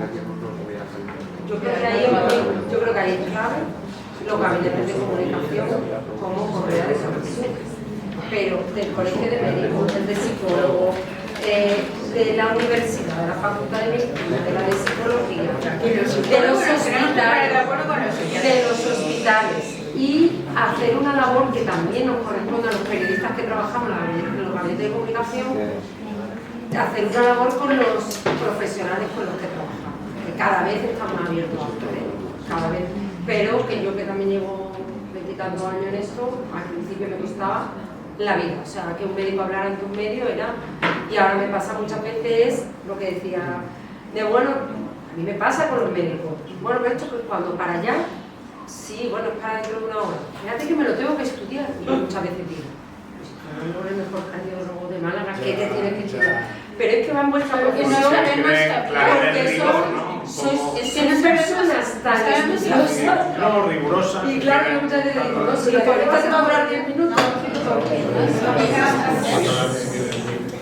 Opinar sobre el caso de esto, ¿no? Yo muchas veces, a veces mucho que no sabemos hablar, lo digo porque yo fui en septiembre a un programa sobre anestesia epidural y me llama otra vez Mario Maldonado para hablar de insuficiencia renal, y digo, ¿yo qué tengo que ver con insuficiencia renal? Dice que comunica muy bien. Entonces me busqué una nefróloga amiga mía, ella fue a hablar, no, sí comunica bien, pero a mí por lo visto se me da, dice lo que... Entonces, y yo fui como anestesista y puse la parte comunicativa humana de la bonita cara que pone cuando empiezan a orinar después del trasplante renal, hablé un poquito de cómo hablar con la familia del trasplante renal y metí un poquito por la parte de que podía saber algo que era el quirófano, ¿no? Y me la llevé a ella para que... Pero sí es verdad, yo creo que no es que los médicos no sepamos hablar, que algunos sí y otros no, pero muchos los que saben hablar, están acostumbrados a hablar, sí, muchos saben hablar mucho porque hablan en congresos médicos. Delante de 500 médicos, no, a eso bueno. Entonces, por eso cuando dicen me lo tengo que estudiar, es porque estamos acostumbrados a hablar delante de 500 especialistas que te van a pedir unos detalles y no nos ponemos en que hay otro contexto comunicativo diferente a otro. Totalmente, es que pierden de vista que no están hablando para médicos, están hablando para gente que no tiene ni idea de yo ese estuve visto que hemos pegado mucho de eso en el COVID. A mí me han llamado para el COVID, soy anestesista, ¿yo qué voy a hablar de COVID? Y ahora me veo a fulanito que estuvo en Gran Hermano 3 hablando de COVID y tú dices, vamos a ver, este se ha atrevido a hablar de COVID, o un periodista que nunca ha visto la parte médica, ¿no? Porque tú sí estás preparado a suicidio, pero hay otro, imagínate sí, pero aparte que no se ha preparado me he COVID. puesto esa cara porque me pensaba que iba a decir médica, no, tenemos un experto en salud allí. Pero te llaman y vas y hablas de COVID, ¿no? Te miras 4 de estos estadísticos y yo no me da vergüenza como médico que hablar de COVID sin ser especialista. Y quizás los médicos tenemos que perder esa perspectiva de que yo no estoy preparado para hablar aquí, ¿no? Tú vas a hablar para el público general, no para médicos, por lo cual no tienes que ser un gran experto. Entonces tenemos que perder un poco el semillero, ¿no? No sé, eso me lo leería yo, pero yo que tenía apuntado aquí para cuando me pudiera preguntar, pero como ahora estáis hablando de eso, creo que viene más al caso que comentar los anteriores retomar. Que quizás los periodistas deberíais tener un pool de asesores médicos fichados para hablar de estas cosas, no sé, casi de fuente igual. Rebeca más o menos si lo tiene hecho que sabe con quién puede contar en determinados temas porque está en el mundo. Bueno, es mi trabajo. Claro, es su trabajo. Pero quizás, y yo lo he visto, por ejemplo, ahora con la Canal Sur que tira mucho de mí para, oye, nos preguntan. Yo lo tengo. Claro, pero tú Cada sabes, uno, pero yo lo fíjame, hace un poco me llamaron para Sí, buscar a alguien sí. de traumatología, que yo no soy, pero para que yo buscar un traumatólogo porque Yo- tal. Entonces quizás ahí tenéis que tener hecho ya una agenda de gente con la que podéis contar. También ten en cuenta que si te llamas para hoy y tú estás pasando consulta, también hay que tener en cuenta que no es tu trabajo y va de gratis, y tú es tu trabajo y es tu tiempo de trabajo y lo que dedicas a eso. Y nosotros siempre vamos de gratis, que a la mayoría no nos importa, pero deberéis tener un pool de con repuesto sí, con la agenda. Eso existe, eso existe. Un pool La de dificultad está en lo que hablábamos del tabú. Que a lo mejor yo llamo a un médico para hablar de temas de corazón cardíaco, de corazón, donde sea, y no tengo problemas porque pero llamo a un psiquiatra para que me hable de suicidio y a lo mejor no tengo tanta facilidad. Vamos, que no la tengo, seguro. O sea, el tabú también Yo creo que existe, cada vez no solo más existe en el los mismo. medios, Yo creo también que eso está existe empezando en a cambiar ahora. Yo creo que Está también súper está claro. empezando a cambiar Claro. porque realmente yo creo que el suicidio es difícil para todos. Claro. Yo creo que en general si llamas a alguien a que te hable de sexualidad, me cuesta. ¿No? Cada vez menos. Sí, pues yo sí tengo la sensación de que en el tema del suicidio la mayoría de los suicidólogos estamos muy mentalizados de que esto hay que hablarlo, creo yo. Tú que que conoces a la gente que trabajamos en esto. Creo que estamos muy mentalizados. Lo que ocurre es que a veces a la hora de ir a hablar de un caso, si te sientas con alguien que sabe preguntarte, no hay problema. Pero si no, si hay cierto temor de cómo se utilice la Pues yo creo que un poco lo que Elena, aparte ya de la dificultad del acceso a la información, yo creo que ha habido siempre en el ámbito de los suicidólogos y de otros especialistas en la materia más preocupación por la intervención, lo cual es maravilloso, que por la divulgación. Me refiero, no divulgación a lo mejor a nivel científico, pero sí divulgación a través de los medios. Y yo creo que esos dos mundos tienen que conectarse más. Hombre, Más ahora de lo mismo que lo la hace. Organización Mundial de la Salud, de las 4 medidas preventivas... Y hay que echar abajo la puerta de los medios, no basta con tocar una vez. A veces hay que... Sí, es que también hay que saberlo, ¿no? Porque muchas veces también intentamos acercarnos a nosotros y nos da la sensación de que solo queréis el impacto de la noticia. Entonces también tenemos la conciencia de que el impacto de la noticia es perjudicial para este tema. Pero yo sí, conciencia ahora, desde la suicidología, la Organización Mundial de la Salud habla de 4 medidas que han demostrado ser efectivas. Y las 4 son control de medios, el trabajo con atención primaria, fomento del bienestar emocional en la adolescencia y primera juventud y trabajo con los jóvenes. 4. Y este documento es Live Life, que es del 2022.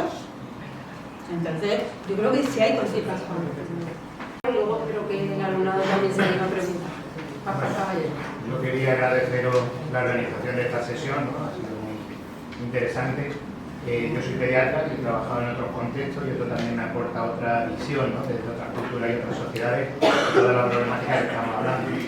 Habéis nombrado la salud, ¿no? Y parece, es importante, ¿no?, que los médicos asumamos nuestro rol, los medios de comunicación, los periodistas asumáis vuestro rol, pero los determinantes sociales de la salud te explica que hay muchas cosas que influyen en nuestra salud, no solo física, sino también emocional y mental, ¿no? Entonces ahí están, por ejemplo, las condiciones ambientales, que está demostrado, según dice el Plan Nacional de Suicidio, que en los meses de calor hay más índices de suicidio, también hay más separaciones y más crisis de ansiedad, pero esta crisis climática tiene un impacto también, en los meses de calor hay más suicidios.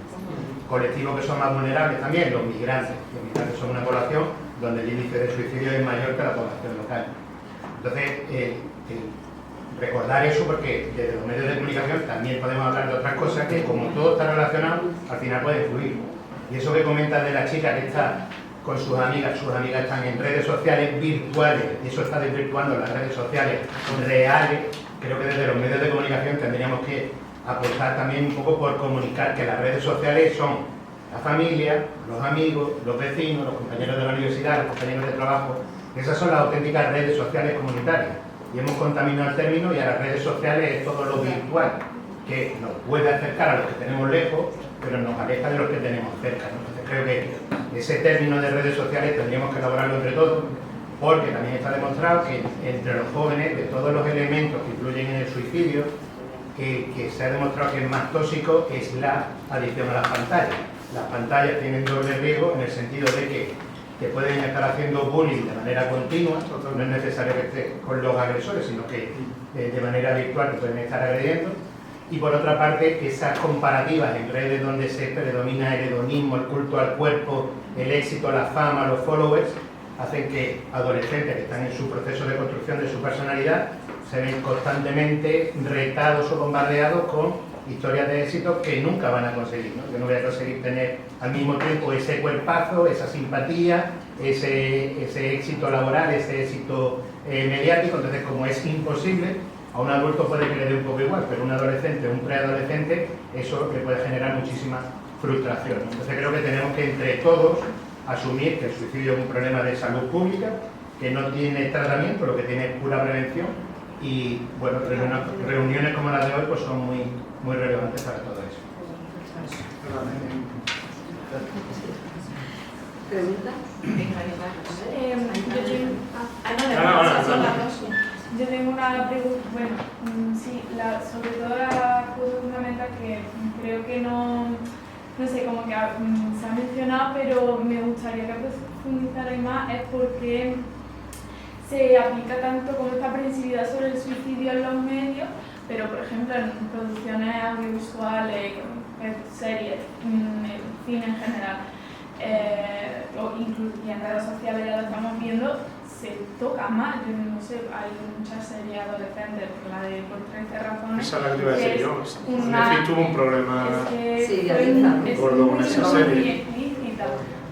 Pero bueno, no esa tan explícita. Hay muchas series donde tanto el suicidio juvenil como ya es más adulto que menos, se muestra de forma muy explícita y realmente no tienen esa cosa de quitarlo como en los medios, porque en los medios sí que pasa. Bueno, también me parece una pregunta muy pertinente, pero claro, yo no te puedo dar la respuesta, es decir, no es un ámbito al que yo me dedique. Lo que sí te puedo decir es que estudié ese caso, el de Por 13 razones, lo incluimos de hecho en la tesis, y los estudios en Estados Unidos acreditaban que después de emitirse un capítulo había casi una relación causa-efecto en el aumento del suicidio en ese tramo concreto de edad, y obligó incluso a Netflix a sacar un comunicado, no se llegó a hacer culpa, en fin, tiene repercusiones. Y al final yo creo que se trata de saber interpretar en cada grupo de edad por dónde les llega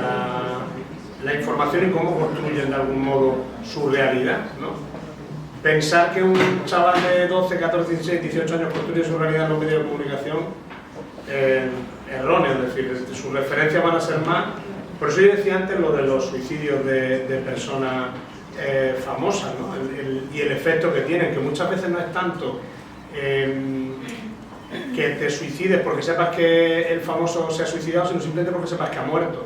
Por la cultura está del fenómeno fan, ¿no? Y luego creo que el tema de las redes sociales, ha habido varios casos recientes de influencers que parecen tenerlo todo, ¿no? Fama, dinero además fácil, y que se suicidan, y que también de alguna manera, si se utilizan bien esos ejemplos, pueden ayudar a visibilizar que ese culto tampoco conduce a la felicidad, ¿no? Pero creo que nos implica todo, ¿no? Yo voy a añadir, porque yo sí que he trabajado hace tiempo sobre análisis fílmico, análisis de películas y series. En mi caso era sobre la construcción de las mujeres, de la imagen de la mujer, y también sobre el tratamiento de la violencia machista. Muchas películas han utilizado violaciones como desencadenantes de hechos muy secundarios que no tenían nada que ver, y lo interiorizamos de una manera tan natural que no le prestamos atención al hecho tan trascendente que en realidad están narrando como una violación para que luego sucedan otras cosas. Entonces, el problema es que son eventos narrativos denominados satélites que se utilizan para que la acción siga fluyendo. Y lo vemos con una naturalidad y una descontextualización que no nos como es ficción, no nos genera no nos llama la atención, ¿no? Entonces, no creo que no hago spoiler a nadie, si lo hago lo siento, tenéis que haber visto la película Hablé con ella de Almodóvar, por citar un director que a mí me encanta. En Hablé con ella hay una paciente en coma, creo que hay dos, pero el caso es que hay una que al final despierta del coma porque un enfermero la viola y en el parto sale del coma. Entonces toda la película es preciosa y visualmente me parece magistral y la historia, bueno, a mí me gusta mucho Almodóvar, pero bueno, esa mujer sale del coma y tal, y dice, ah, es que la habían violado, estando en coma. Y pasa totalmente desapercibido porque nos centramos en el resto de la parte de la historia. Yo creo que yo no he visto esa serie, pero creo que intuyo que es un suicidio o en este caso una violación que hace que pasen otras cosas, entonces nos centramos en otras cosas. Y acoso escolar, Pues yo creo que quizá la clave es que estamos diferenciando dos cosas. Estamos hablando de medios de comunicación que tienen una función social, y luego estamos hablando de producción cinematográfica, audiovisual, que tiene una función sobre todo de entretenimiento, pero no deja de tener una responsabilidad. Entonces es cierto que el público más juvenil no consume medios, pero sí consume redes sociales y mucha producción de series, ¿no? Y tal. Y ahí sí que sería interesante que igual que abordamos desde los medios, reflexionamos y tenemos nuestros espacios para seguir mejorando y trabajando, ¿no? Pues que también lo hagan desde el mundo del cine, ¿no? ¿Y una pregunta por aquí? Yo te diría una cosilla, yo no sé el tema, pero sigue pensando en eso porque es interesante. Y sí que te digo que en los trabajos preventivos que se han hecho, que hay varios proyectos a nivel europeo e internacional, se trabaja con historias. Y si se trabaja con pequeños vídeos, sobre todo a nivel de escuelas, y es la forma de trabajo. Entonces yo creo que está menos legislado y menos, pero es un camino. ¿Hay alguna pregunta? Sí, va también relacionado con el tema de redes sociales, porque, por ejemplo, bueno, ahora mismo una de las aplicaciones que más se consume, que la de más perjudiciales es TikTok, creo que todos la conocemos. Y, por ejemplo, yo que no suelo buscar casos de suicidio en este tipo de cosas, porque tampoco puedo verlo como tal cuando hay vídeos que te puedes encontrar, pero sí me han aparecido en la red social, como del algoritmo, vídeos a lo mejor de niños poniendo 3 días para que llegue el último, 3 días para mi último vídeo. Eso me refería yo. Y aparece efectivamente ¿Cómo, y sube el cómo lo último veas? vídeo de adiós. Y claro, esos vídeos tienen millones de Así es. visualizaciones. Entonces me parece muy importante también. Eso es terrorífico, eso a mí me lo contaron hace mucho, además me pusieron ese ejemplo, dice, mira, si pones ver chistes de Jodines del Betis, dice, te pegas 7 horas hinchándote de reír porque te salen en bucle, dice, como tú pongas, estoy deprimido, me encuentro mal, no sé qué, no sé cuánto, dice, entra en una espiral de un vídeo detrás de otro con esos mensajes. Sí. Y luego Y esto está pasando a chavales adolescentes en nuestras casas, porque ya te preguntas, control de las pantallas, ¿no? Claro, ni siquiera llegamos a saber si de verdad esa persona ha hecho la intención que tenía, pero claro, ya todos los comentarios son, pues te pueden encontrar desde no lo hagas a, bueno, recomendaciones de personas que igual a la misma propia persona que ha subido el vídeo no le vienen bien, porque son personas que no tienen ni idea del tema, no son psicólogos, son usuarios de una aplicación que te están dando consejos de, pues hazlo si te vas a sentir mejor, por favor. Sí, tal cual. Entonces, pues, la importancia de que este tipo de algoritmos, primero, que la aplicación lo detecte y luego que se trate evidentemente este tipo de personas y que las recomendaciones de la gente sean de ambas. La policía tiene ese equipo que trabaja en eso. Que tenemos más de salud. Pero ¿alguna pregunta quiere? Hay un par, Sí. Bueno, intentando en el sentido de los jóvenes, los adolescentes, sobre todo, y en los niños, siempre está hablando de que no se puede solucionar sino que está todo en la parte de la prevención. ¿No sería buena idea que a los médicos de la sanidad se uniese el ámbito educativo y que se hiciesen talleres sobre la autoestima, las redes sociales, la importancia de hablar? Como que un llamamiento al ámbito educativo, sí, porque sí, a los colegios, a los institutos, pues sí, tienen talleres relacionados con esto, de hablar de los estereotipos, de cómo nos infravaloramos, a lo mejor pues, como que poco a poco Sí, pero al final yo creo que no se está trabajando en eso, fíjate, la primera generación que se ha hecho, a las acciones que se ha hecho en el tema de prevención de suicidio, ha sido un programa por educación. Porque educación está desbordada porque por estas estadísticas que digo, son muchos casos y entre los chicos se habla mucho de eso, de abuso escolar, se habla de muerte y bueno, se está haciendo, vamos, se está trabajando y aparte viene de educación, que eso es fantástico.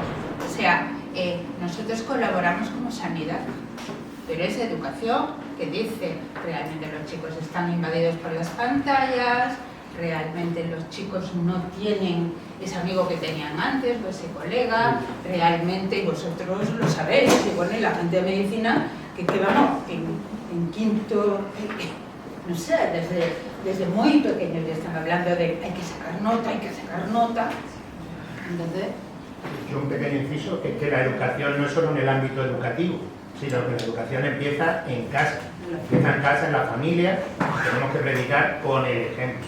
Entonces, si queremos que nuestros adolescentes o nuestros niños no estén en el móvil, tenemos que dejar también nuestro móvil, tenemos que ofrecer alternativas. No es decir, no use el móvil, hay que ofrecerle siempre actividades de acompañamiento. Entonces, la educación en el ámbito educativo es importante, pero la educación empieza en casa. Sí, iba a decir, aparte de ratificar, lo que he dicho antes, mi compañero Pascual, ratificar o decir por lo menos lo que habéis dicho antes de que hay que mirar las cosas.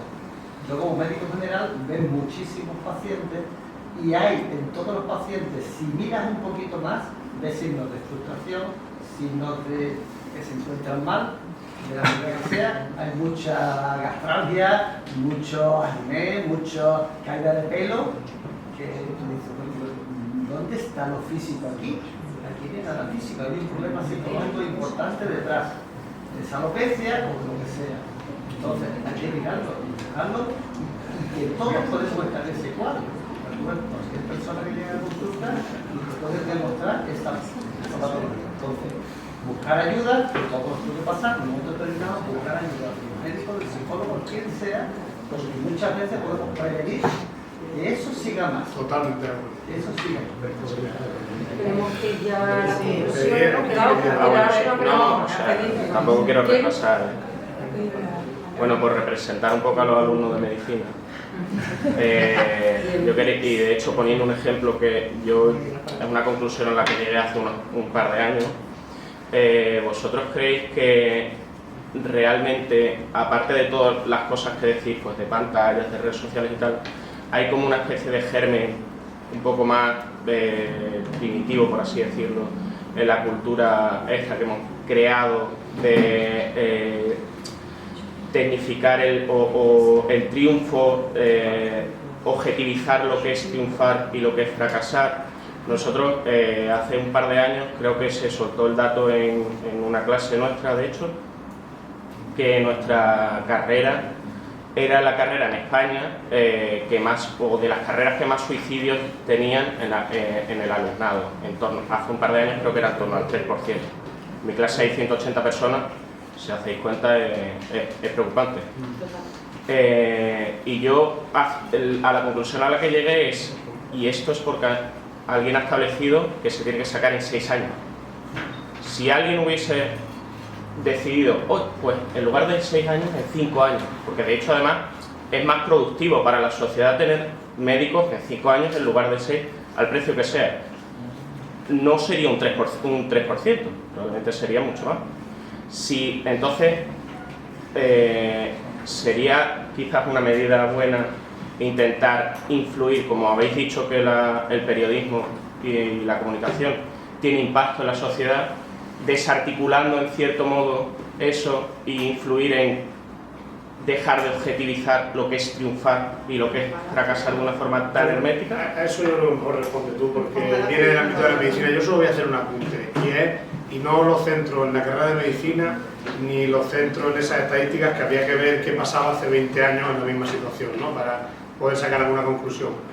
Yo creo que lo que hay, en general en la sociedad, y hasta me incluyo, o sea, todos, una tolerancia cada vez más baja a la frustración y una necesidad de, y una necesidad de colmar todas las expectativas en el menor espacio de tiempo posible.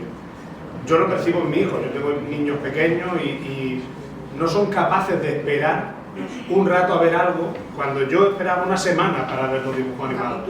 Y quiero decirte, fíjate qué ejemplo más absurdo, pues esto es así. Y ahora estamos acostumbrados a que todo sea ahora y ya. McDonaldización. Yo creo que ahí tiene mucho que ver y hay muy poca tolerancia a la frustración. Empiezo por mi casa, ¿eh? Digo, la baja tolerancia a la frustración y la falta de sentido. De esas dos formas se llega a la idea suicida. Y claro que sí, yo creo que tenemos que hacer un trabajo de la sociedad, porque si no damos un sentido, de nada va a valer una intervención. Y rápidamente se hicieron unas estadísticas, una de las encuestas que estamos estudiando en relación al suicidio es una que se hace sobre bienestar y emociones en la población, y tenemos los datos de antes del suicidio y de después. Los de antes son 24 tipologías de personas con distintas emociones, mejores o peores. Después del COVID hay solo 4 tipologías y 2 de ellas son felicidad sí, desesperanza.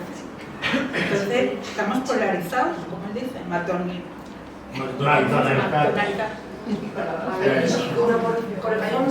Sí. Bueno, lo primero que sobre por contestar a Vicente, que yo creo que más que, vamos, no parece relacionado con lo que has dicho, pero que el hecho de que haya más suicidio entre alumnos de medicina, que a lo mejor relacionado con el tipo de personas que dicen medicina, obviamente la persona que habla es importante, pero son unos neuróticos.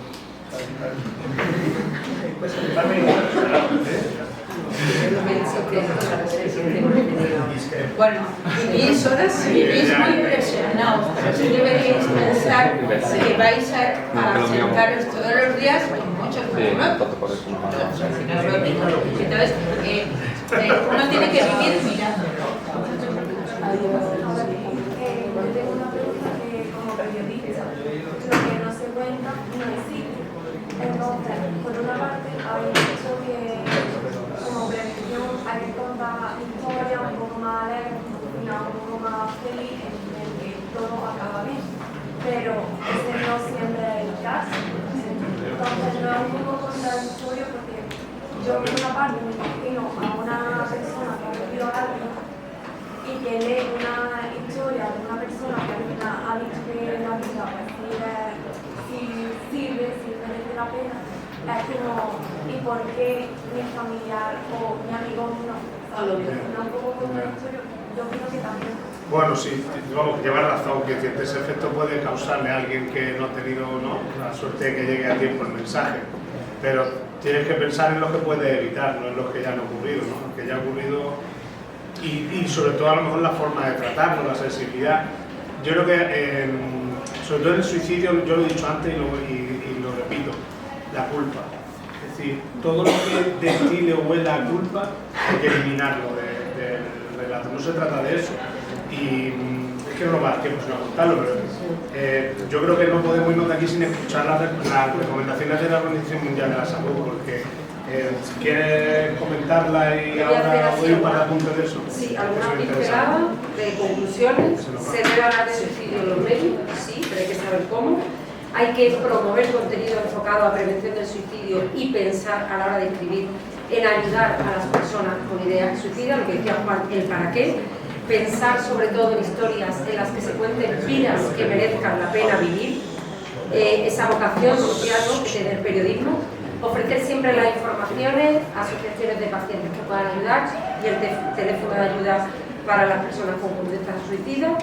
Tener claro que la persona que tiene ideas suicidas no se quiere morir, lo que quiere es dejar de sufrir, si no me equivoco, decía. Luego, los titulares hay que evitar, en la medida que se pueda, mencionar la palabra suicidio. Hablar siempre mejor de persona que se suicida, hay que evitarlo, o sea, suicidado, hay que hablar de muerte por suicidio, ¿no? Ese cambio de concepto también es una recomendación importante. Y luego, por supuesto, nunca hablar del método, cómo se suicidó, qué método utilizó, si dejó una nota de suicidio, no se debe reproducir en la noticia, ni tampoco buscar una causa concreta. No se ha suicidado por Verónica Forqué, porque la presión es Masterchef. No, seguramente detrás habría muchas más cosas, porque detrás del suicidio hay múltiples factores. Y Juan quería añadir algo. Solo una más. cosa, son todos importantes. Bueno, pues más importante que todo eso me parece, y lo veo mucho, enfocar el suicidio como una forma de liberación. Porque en el caso del acoso escolar lo veíamos mucho. Recuerdo uno de los mejores periodistas del país, no voy a decir quién, pero un reportaje además que se leía solo, ¿no? Y el arranque era cómo se sentía un adolescente atrapado en un caso de acoso escolar gravísimo, y lo que describía era de pronto el silencio, de pronto el ruido de su cabeza dejó de sonar, de pronto se libró, de pronto acabó todo, y al final es seguramente cómo se sentía ella. Pero la realidad es que ha dejado de sentir, quiero decir que tenemos que cuidar mucho. Y respecto a los neuróticos, alumnos de medicina, deciros que dicen que medicina es la más humana de la ciencia, es la más científica de las humanidades y la más humana de la ciencia. Así que discrepo con el compañero porque creo que esta bendita locura, en apoyo de los periodistas, ayudaremos a nuestra comunidad y a nuestra sociedad.